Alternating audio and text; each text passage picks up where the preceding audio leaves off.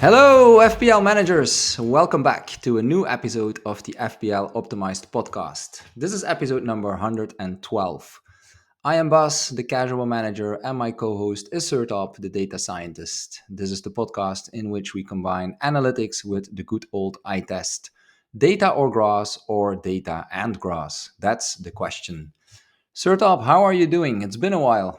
Yes, it has been a while. We couldn't record for the last weeks. We obviously had a mid-game week deadline, and then there wasn't enough time for us to record another one before the previous deadline.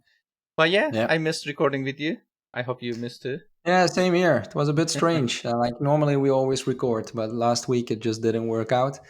So yeah, we had to skip it. But I think that makes today's episode probably even more interesting, as we'll have a lot to cover. And yeah, while we were preparing our content, the news about the new chip dropped in. So probably that's something we can start about. Let's talk a little bit about the new chip, the Assistant Manager chip. And I think it's fair to say that this one is quite different to the other chips we are used to. So Sertap, do you have some first thoughts on it? Yeah, my first thoughts. Yeah, it will be an interesting chip to use. Unlike other chips, it doesn't affect on a single game week. It affects 3 game weeks. Yeah. So for people who maybe haven't heard of it or maybe still don't know the details, so you will be able to activate this chip after game week 24, and it remains active for 3 consecutive game weeks. That's a really exciting mechanic, I should say, but also a little bit difficult for us to maybe wrap our heads around it. Yeah. The restrictive part is you cannot use any other chip while it's active. So once you activate it for the 3 game weeks, you are not able to use other chips.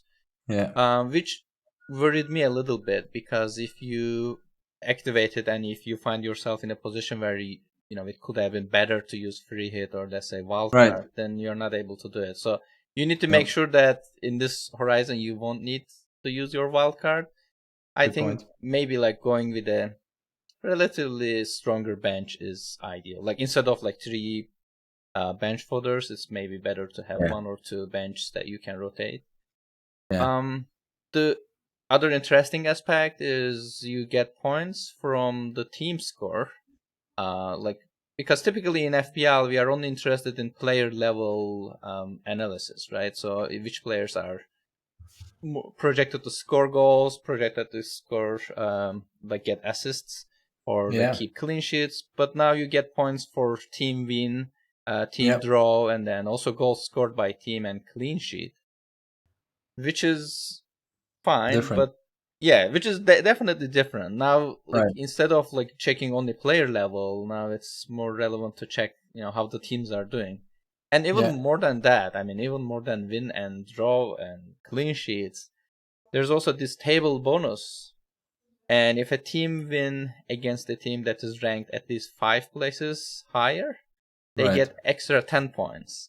So they get like 16 points total, on top of their win points. So 16 total for win, 8 total for draw. That's a lot of points. And well, obviously it is difficult to maybe find teams that will win against a higher team. I think this will force us to think about teams that have a period of bad fixtures. And then immediately after having good fixtures, because then we will hope that they will actually do bad in those like previous game weeks, so that we can use them. That they drop rank. Exactly, and I'm not 100% sure how this will play out at the beginning of next season if they keep the chip next season, because Sigurd was saying in our group chat that it is likely to find teams, out of their position in the table at the beginning of the season, right? So maybe there's a higher reward if you use this chip early, if they keep it next season. But we will see. I'm not sure if they will keep it. No. Transfers, well, like even though we say it's assistant manager, right? We are just choosing teams, because if says if a manager leaves their club, points are still based on their original club's performance. Okay. So we are just Hmm. using the club, not exactly the manager, but um, just for the sake of consistency. Yeah. So choosing a manager doesn't cost a transfer. So initially, when you like activate it, you will be asked to choose a manager, but then you can change your manager, and Right. it costs a free transfer. Yeah. Um, and they will also have prices which will be fixed between zero point 0.5 and 1.5 million. Okay. Uh, I'm glad that they won't change the prices, so we don't need to, track the price changes Yeah, indeed. for Wow. managers. Yeah. Uh, Another bad thing is they count towards players per club limit. So, like, if you already have two city players, you won't be able to get Pep, for example, or it will, block a position. Hmm. And managers cannot be captained, obviously. But yeah, these are the rules. I think it's quite interesting. It's a little bit Yeah. maybe challenging from a mathematical perspective. I can say that much. Yeah. And Indeed. I feel like this will give another, edge to analytics managers, to be honest. Because if we are able to Yeah. like calculate, especially regarding the table bonus, like those projected points well, Yeah. it creates a huge advantage. It will create huge like swings, in my opinion. We will see lots of people getting thrown out by this. Maybe they will also activate this assistant manager chip without realizing that, oh, I cannot use my triple Yeah. captain now. I didn't know about it. No, indeed. So Yeah. yeah, it will be interesting. But like you think you're a casual manager. I just wonder what you think about all this. Well, we always say I'm a casual manager compared to you as, let's say, the data manager, but I'm probably not so casual compared to some other casuals. But Not so casual. I think, yeah, I think definitely. I mean, you said analytics managers have a benefit. I would say engaged managers in general will have a benefit because Yeah, definitely you definitely. need to do more chip planning. This is an added chip, and as you said, once you activate it, you cannot use another chip for the next 3 weeks. So I think we will have a situation towards the end of the season where some less engaged managers will still have some chips left, and probably they can't use them all. And yeah, I mean, it shakes things up. Personally, I was not expecting something like this because it's really quite different, and also I would say quite complicated, right? You suddenly have an extra player, let's say, on your screen, or not a player but a manager, but you will Hmm. see another name in your team which you can select. And then, yeah, you can also transfer your manager during those 3 game weeks. I think that's something I haven't seen many people discussing yet. But yeah, you pick one manager, and a lot of people are saying, "Wow, we should look at teams that have a good fixture ticker, let's say, for those 3 games." But of course, you could also change the manager during those 3 game weeks. Yes. I guess we don't want to do that because it will cost a transfer, but yeah, it is a possibility. And yeah, no, as I said, I think it will shake some things up. I was My first thought was that the bonus points look quite appealing. So taking a team which is not in the top five, Yeah. and as you said, maybe looking for a team who is a bit out of form or who we think will get back into form. For example, you could say maybe now with Man United under Amorim, maybe at some point they will start doing better. Big Hmm. if, but Hmm. maybe. And that's like Man United could be such team, or maybe Tottenham, who is not in the top five, and you think that that they are still quite strong and they can win some games. Then yeah, you could bet on those teams and try to get the bonus. Or I was also thinking like a team like Brentford, who we know is really good at home. Like if you can find like 2 good home games in that run of 3 games, then yeah, you could also give Brentford a try. But no, it will certainly take a lot of planning, as you said, because also it will take away one of the 3 spots that you have per club. So yeah, like if you wanted to go for Liverpool and you have already 3 players, then it means you will have to sell one, Hmm. and it will also take some budget. Like again, if you have invested all your budget, but your manager costs 1 million, yeah, you will have to free up 1 million. So quite some planning involved. And yeah, I think it will be interesting, definitely. Yeah. And I just want to mention that I will appreciate a good challenge. I mean, the FPL was trying to Yeah, add new stuff. They also added the challenge game, obviously. yeah, So I think my feeling towards is like in general is this. I wish they announced this chip at the beginning of the season, so okay, that we had more yeah, time to maybe get prepared for it. I understand they were still thinking about what to add, but like this kind of stuff, in my opinion, should be announced before the game yeah, starts. So it's yeah, just a little bit weird. Like now I'm thinking this chip is great for using in a double game week. Obviously you have yeah, more games, then more chance of winning points, like scoring points. But at the yeah, same time, like you want to use your triple captain or bench boost in a double game week, yeah, and so I don't know. Like I feel like triple people who use their triple captain in game week 2, they have a massive advantage now. yeah, yeah. Um, No, that's true. I was thinking that as well.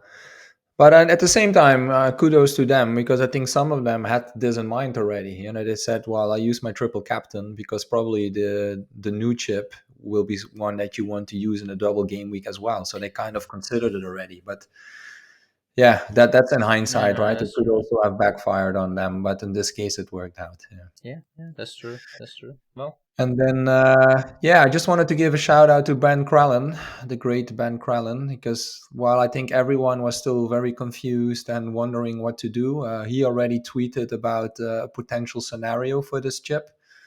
So maybe if we take a quick look at this one, and I hope Ben is okay with that we are giving him the credits for it, of course. So he's saying that you could wildcard in game week 30 and then use this assistant manager chip in game weeks 31 till 33. And 33, by the way, is a double game week. So that will give you one double game week in that assistant manager chip period. And then you can free it for blank game week 34, you bench boost and double game week 36. And for the people who have still the triple captain, you can use that in the week that the Everton Liverpool game gets rescheduled and you put it on Salah. And we're assuming or we're hoping that that game will be scheduled before game week 30 because otherwise, yeah, it will yeah, be yeah, 25 this probably. wouldn't Yeah, work. Yeah. But you can see already, like here, what I was saying earlier, that you need to do some planning with your budget and the number of players per team. In this case, of course, if you wildcard the week before, then yeah, then you can consider that you leave one spot open for your manager, and you also leave some budget in the bank. And then, of course, the next game week, in this case 31, you can activate the chip, and yeah, you're prepared for it. So yeah, yeah, again, thank you, Ben. I'm not saying that we should just now all follow this. I think, as always, it's great to listen to others, but let's make our own decisions. But for sure, this gives good inspiration. sure, sure. Um, and then I was Okay. talking with James, Fantasy Football Strat, or it is Yeah. stratpost.com, on Blue Sky, and he shared this table with me because he's really excited about this new chip, and he's immediately started doing some changes and trying to calculate how much like projected points you can get by choosing a Yeah. manager. Obviously, Yeah. you can't use the chip right now, but if we could, so the Newcastle is actually at the top of the table with 25.27 projected points over next 3 game weeks. Yeah. Because well, obviously, is taking team positions into consideration, but he mentioned that he only used the current position. So Yeah. that's also a challenge, right? Because like your Right. team can go up in the table, Right. and by game week 18, maybe they won't be 5 points away from the other team. But Yeah. Yeah. um, then the other teams are Liverpool, Arsenal, Chelsea, and Manchester United. So as you see, so good teams. Well, they obviously have an advantage because they are more likely to get 6 points like per game Yeah. week by winning it. But also for like we see Newcastle at the top and also Manchester United at the fifth place, where they have 2 game weeks where they are projected to get more than 10 points. For Manchester United, it is game week 17, and for Newcastle, it's game week 18. So I'm just Right. sharing this so that we can get a sense of how important that table bonus will be. Obviously, good teams are, pretty advantageous, but at the same time, if you can hit one of these teams when they are able to win a team ranked higher than them, then that will be a pretty good advantage, obviously. Yeah. Um, Yeah, because I'm just just looking at like if you look Man United game week 17, so I think they're playing against Bournemouth.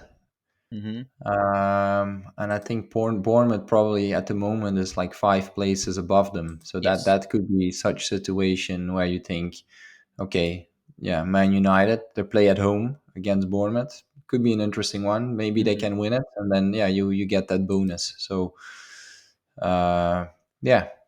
But again, a reminder: you did the simulation, but you cannot use the chip yet, right? You can only use this as of January. But so Yeah, this yeah, is more from game to week show 24. how it could look like. Yeah, Yeah, yeah, yeah, yeah. This is just to give people a yeah, sense. And when yeah, the time comes, hopefully we will be sharing these projected points, like which teams yeah, are better to use this chip for, and yeah. hopefully we will have a better understanding of the chip strategies too, and then we can share those. Yeah. So, but this also gives an idea of kind of the chip value, right? Because we often talk about like how much points should you Yeah. think about, like like when you bench boost, what is a good bench boost? How many points? And hmm like this case, if we look here at the top scores, it's like yeah, between 20 and 25. And this doesn't include any double game weeks too. I feel Right. like it will be really good to have a double game week somewhere, as Ben mentioned, Definitely. either Definitely. at the end of the horizon, maybe at the beginning. So if you're again triple captaining Salah in probably game week 25 or whenever their double will be, Yeah. um, you can use a smaller double to correspond to this Right. assistant manager chip, and then Yeah. obviously like the bigger double is better to be used as a bench boost so that you have Yeah. more players playing in double game week. Yeah. Okay, well, this already gave us a lot to talk about, so I hope hmm people appreciate our quick first coverage about this new chip. Probably, for sure, we'll talk about it more also in future episodes. But for now, let's go back to our usual content. And since the last time we recorded, I think if I counted correctly, 3 game weeks passed by, so quite a lot of things happened. So let's do a quick summary of how that went for us. Sort of. I had pretty good game weeks in general. So my rank is now 369k, which is a pretty nice improvement. I think a few game weeks ago I was around 800k ish. Yeah. So especially last game week was pretty good. I finished with 84 points. I got from Palmer captaincy lots of points, and also Mbomo, who many people sold him, Mm, so I had to yeah. keep him because I Yeah. had other transfers to make. And I got Raul from Yeah. the auto sub because Gabriel didn't play. Oh, yes. So yeah, I was pretty lucky with these outcomes. Also, Fernandez, of course. Again, Fernandez is also one player that Yeah. some people sold. Yeah, I had Yeah. lots of differentials against the field. That's why I was able to Yeah. get a huge rank gain. Yeah. Yeah, it was pretty nice Nice. for me these last 3 game weeks. But how about you? Good. A little bit of a mixed bag, I would say. Some ups and downs, which you can also see from my OR, as basically it didn't really change. During the 3 weeks, it got a bit better, then it got worse, and now it's back to where it was. So, okay. And last game week, just to focus on that one. So, yeah, I was a bit upset with myself with the captaincy decision. I went for Saka because I just thought Palmer versus Spurs. I was thinking Spurs would do more at home. I expected them to do a better performance. But then yeah, Palmer scored 2 penalties and had an assist, so that really hurt me. As luckily I have him in the team, but I didn't captain him, so that wasn't good. But it also shows again the, let's say, the luck that gets involved, right? Like, I mean, Saka had a goal. I was really happy, and then it was ruled for Mm, offside. yeah. So then I wasn't happy anymore. And then in the next game, first half, Palmer did almost nothing. I was looking at the game, I was like, and even the guy giving the commentary on TV also said, "Oh, Palmer doesn't have a good day." But then at the end of the game, he scores 2 penalties and an assist. So for FPL points, he had a really good performance. But I still finished above the average, so that means that I think my team overall still did quite well, thanks to the 12 points from Bowen. That was quite nice in the final game. I also had 8 points from Konza, which was good, and also 8 points from Isaac. So, yeah, I think a good team performance, just not the right captain choice. But I also think that the team is set up quite well for the next game week. So I'll keep looking forward, as we should. And talking about that, talking about looking forward, let's take a look at the fixture ticker. Definitely. So in our fixture ticker at the top, we have Liverpool. They are playing against Fulham this week, which is like a favorable fixture. But they also Okay. have four other games that marked favorable in our fixture ticker, Ah, which are Leicester in game week 18, West Ham in game yeah. week 19, Manchester United in game week 20, and Nottingham Forest in 21. Some of them are Okay. only like good defensively. Some of them are both good and uh, good both defensively and offensively. Yeah. Especially the Leicester game, their projected point average for that game is pretty high, Yeah. 5.3 for defense and 6.1 for offense, and Okay. that's the highest in the entire horizon here that we can see. Okay. In the second rank, we have Arsenal. They have three good fixtures consecutively. They play against Everton at home this week, and then Crystal Palace comes in game week 17, and Ipswich in game week 18, where they are again playing at home. Yeah. That game is also marked pretty nice. 5.0 defensive point average and 5.8 is the offense Mm-hmm. point average. Mm-hmm. So I think I have seen Solver suggesting Saka to me because of this, because three good fixtures, even though like I obviously didn't buy him earlier, where he also had some, good fixtures too. Maybe Yeah. it's still not too late to get Mm. him. Unfortunately, I made a defense transfer from Arsenal, so I already have Oh. three Arsenal players, so I can't really Okay. go for Yeah. Saka anymore. Yeah. At the third place, we have Manchester City. They are playing against Manchester United this week. They have three good fixtures in this horizon: Everton in Mm. 18, Leicester in 19, and West Ham in game week 20. Okay.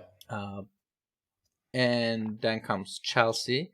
They are playing against Brentford, and that game is marked favorable offensively. 5.4 is their offense point average, but not defensively. And Okay. another Yeah. good fixture is at the end of the horizon against Bournemouth in game week 21. Then I Okay. will just read the Yeah. names of the teams in order. So we have Tottenham in fifth place, Yeah. and then comes Newcastle, Brighton, Aston Villa, Bournemouth, and Manchester United. Any Yeah. comments from you, Bas? Mm, not too much. I think we've seen the top three teams also in previous weeks in the fixture ticker. So Mm-hmm. yeah, the obvious big teams: Liverpool, Arsenal, City. At the moment for Liverpool, I just have Salah. I guess most people have that, or maybe some people have a defender as well. So I think I will probably have to see if I can fit someone else in. It's just difficult with rotation, right? Like for Liverpool, like Gakpo. Gakpo is nice, but he's an attacker in the game, so that makes him a bit less interesting, I would say, because there are so many attacking options. Maybe Jota will come back. Let's see if he can start regularly. Then, of course, he comes back into the picture. But otherwise, I think it will just be Salah for me. Yeah, Arsenal doing well. We covered that before. They do seem to have quite some injuries now in defense. Mm-hmm. And for people like me who have Gabriel, he now already missed 2 games. So that's, of course, also something to monitor because he's quite an expensive defender. And if he doesn't play, then yeah, it's a bit of a waste of budget. But yeah, let's assume he will be back soon. And City, well, I have no one from City. I think many of us probably don't have City players at the moment. But as we talked about before, I like for game week 18, the fixtures get favorable again. So I think there will be some people looking to get Haaland back, Mm-hmm. which of course is not so easy to do considering the price tag. So yeah, as always, enough to consider. This game is never over. We always Sure. need to keep planning. And again, there are so many nice options, right? Chelsea doing really well now, attacking football, scoring a lot of goals. so that's good. And yeah, all the other options as well. Yep. Yep. So okay, good. Thanks for covering that. That was just a look at the fixture ticker. And the next thing we can do, as usual, we can look at how this translates into an optimal team. Sure. So we generated an optimal wildcard team for only 8 game weeks of data and using FPL reviews Yeah. projections for this because Yeah. we had very limited time to prepare this. But we have Raya in the goal in this horizon. As we mentioned, Arsenal has some good fixtures, Yeah. especially early on. And using a DK means that we are kind of favoring early fixtures a little bit higher than the entire horizon. Yeah. And in the defense, we have Colville, who's pretty cheap for the projected points, and Alexander Arnold, and then we have Hall. And in midfield, we have Semenyo, Palmer, Eze, Salah, and Mm-hmm. Son. Mm-hmm. And in forward, we have Joe Pedro and Isaac. There are also 2 more bench players who play pretty regularly. One of them, Konza, he comes on in 3 game weeks out of these next 8. And Okay. Raul plays in 5 fixtures in the next 8 game weeks. Okay. And then we have a bench goalkeeper, Fabianski and Johnson, who doesn't actually feature in the lineup. But yeah, this is the Yeah. optimal wildcard team without any scheduled transfers. What do you think about this Yeah, that's team? good. No, it's good, and I'm happy that I have quite some players in my team, so that's already good. But as we just discussed, like Liverpool, Trent definitely looks like a great option. But like the structure I chose for in my team, I just don't have the budget now in defense for him. So I guess more people will have that situation. But yeah, Liverpool good fixtures and can be definitely an advantage, I would say, to have a second Liverpool player and especially in defense. And I was thinking like, yeah, the midfield options are interesting. We know, of course, of the premium options, but almost all of us always also have a budget option. Like in my case, I have Rogers. I think you have Johnson, right, from Mm-hmm. Tottenham, who's been doing really well, by the way. And here's a menu, and I think 2 names that came up also now on X or people are looking at are like Enzo from Mm-hmm. Chelsea because he's been doing well in recent games. And personally, I also like Iwobi from Mm-hmm. Fulham because Fulham has good fixtures coming up, and yeah, he's been yeah, it's a bit of a hindsight name to mention, but he's been doing really well, right? And Mm-hmm. yeah, with the Fulham playing well, of course you can go for Raul, but that's of course an attack. And I think in Raul now we saw last games also a bit of rotation risk with Muniz. So Iwobi could be a good shout, I think, in midfield. Yeah. Yeah, definitely. Okay. And then maybe, yeah, we talked about budget midfielders. We also had a question on X about budget attackers because there's also so many options there. So let's look at what the data is telling us for this. Yeah, we generated like top forwards under 7 million price limits for the Yeah. next 8 game weeks. Yeah. And if you look at the ensemble of all the models, like all these 5 models we are tracking, Wood comes up on top with 35.11 projected points over the next eight Okay. game weeks. And he's also the top option in 4 models, 4 out of 5 actually. And even in the model that he is second, which is FPL Reviews Premium model, he's only 0.4% away from the top pick. So yeah, I think there's an agreement on across models that he's a pretty good pick in Okay. this category. And the second best player is Joe Pedro with 31.33 projected points. Hmm. Well, not every model rates him that high. I mean, he's not in the Fantasy Football Fixes top 5, for example. Um, but he's also very close to the third player, Evan Nilsson, with 31.17 projected points, so a very small difference between the two. And Evan Nilsson is in the top 5 in every model. And then we Okay. have Raul at the fourth place with 30.49 projected points. Some models rate him pretty high. I mean, in Mikel Tokman, for example, he's the second highest, just after Woods, and also in Fantasy Football Scott, that's the case. Yeah. And finally, at the fifth place, we have Welbeck with 29.46 projected points. And besides these five, I also see Strand Larson in Fantasy Football Yeah, Fixes model as the fourth best pick, and yeah, also he also appears as the fifth best pick in Hub and Mikael Tokmam's yeah, models. But yeah, I mean these five yeah, players, I think, or five plus one, should be everyone that might be interesting in yeah. this category. Yeah, and that's good, and it's also relevant for me and probably many other managers because, like in my case, I have Cunha, and of course, the Wolves have been struggling, but they still have two quite appealing fixtures coming up now. They have now Ipswich at home, and then they have Leicester away. And after that, in game week 18, things get a little bit tougher. So I would say probably a lot of people will be looking for a transfer in game week 18. So for me, I think Evan Nielsen definitely is an interesting option. He's been doing really well. Mm-hmm. I also, as I said, I really like Raul from Fulham, but it's just that there might be a little bit of rotation risk. So that I think is something to keep an eye on. And yeah, Wissa has been doing well also. But I think looking at the fixtures now for Brentford, as of 19, actually, they will Mm-hmm. go in a bit of a tough run. With actually, if I look at it now, they will have Arsenal, City, and Liverpool 3 out of the 4 game weeks.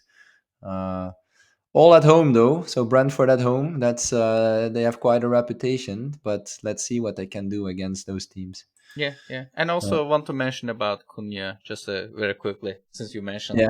Cunha is 7.1. That's why he doesn't Oh, he's appear in this 7.1 list. now. But Okay. if we include 7.1 players, he comes actually second just after Wood with Oh, okay. 34.82 projected points. And Oh, yeah, that's good. he's a favorite player too. I mean, he's the top option in Hub Yeah. Scout, Mikael Tokvam. Again, if we include 7.1 million. We Yeah. limited with 7 million because I think that Yeah, was a indeed. question. But yeah, he's close I'm enough, just so maybe. I'm just looking at it. I see that I bought him for 6.7, so he went up a Oh, lot, it okay. seems. Oh, wow. Yeah. That's pretty good. You got him Yeah. for pretty cheap price. Yeah, but he didn't do much lately, though. Even though he didn't, he looked quite okay. I think against West Ham, he was really active in second half, but I think the rest of the team wasn't really helping him. Yeah. They were quite close to getting a penalty. I don't know if you saw that. It was this name again? The West Ham defender. He stood on someone's foot. Yeah. And of course, if you looked at it in the close up, it looked pretty bad. But I think it was probably a correct decision from the referee to not give the penalty. But in other games, they could have gotten a penalty, I would say, for this. I was already hoping for it because, yeah, Cunha could have taken it. But yeah, as I said, still two good fixtures coming up. So I'll keep him in the team. But then I think as of game week 18, he'll be gone. So I'll look at some other options. Mm-hmm. Mm-hmm.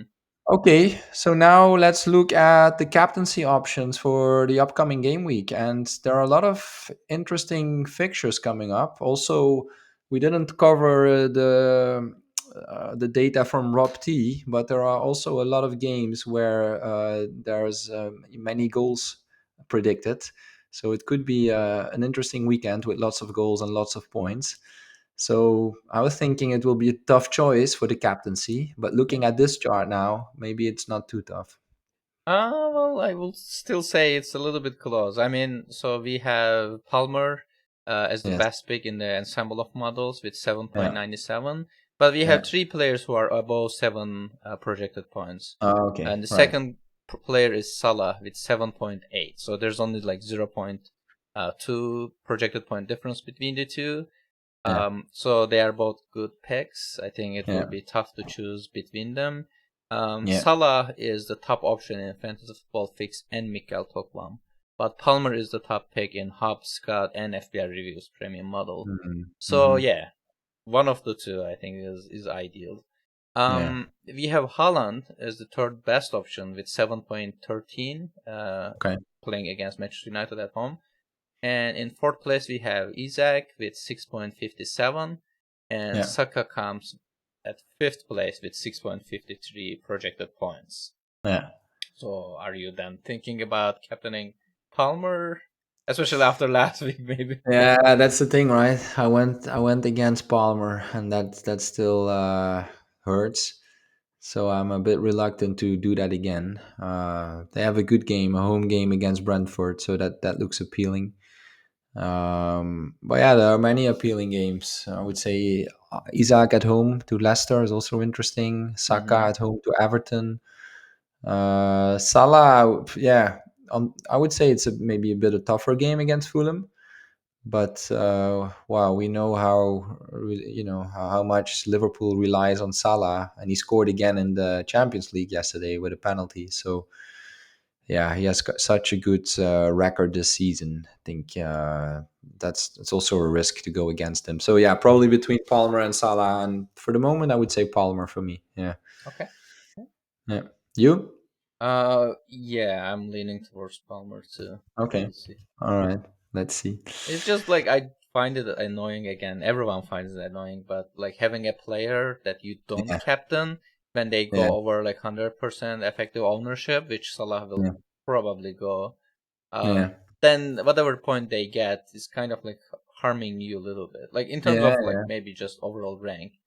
Right. It's also helping you to pass people who don't have like Salah, but there are not Yeah. too many of them like There are in the not higher ranks too many now. left, I would say, no. But that's Yeah, the same with Palmer, right? It was Palmer. I think the ownership is 55% yeah, last time. Oh, actually 61, I see.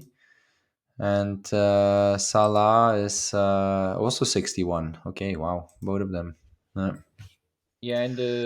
In the prime sample, the historically, successful managers, Palmer's ownership was 98%, and Salah is yeah. 91%. So like Oh, wow. everyone, Okay. everyone have them, and then Yeah, it's just yeah, like a coin toss between them, like for captaincy this week.